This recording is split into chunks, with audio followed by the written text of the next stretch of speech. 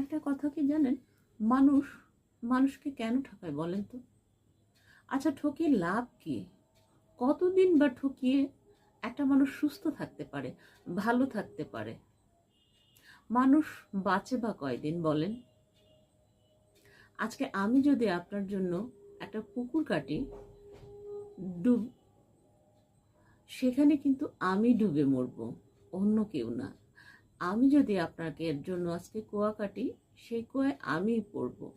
আমি যদি আপনার আজকে ক্ষতি করি, সেই ক্ষতি আমারই হবে। অতএব সাবধান হন। অন্যের ক্ষতি করার আগে আমার বাবা একটা কথা বলতেন, সেটা হচ্ছে, আমি যদি কাউকে ইঙ্গিত করে কথা বলি, দেখুন দুটো আঙ্গুল কিন্তু সামনের দিকে যাচ্ছে, আর তিনটে আঙ্গুল কিন্তু আমাকে নির্দেশ করছে। অতএব কাউকে কোনো কিছু বলার আগে একবার অন্তত ভেবে চিন্তে নেবেন।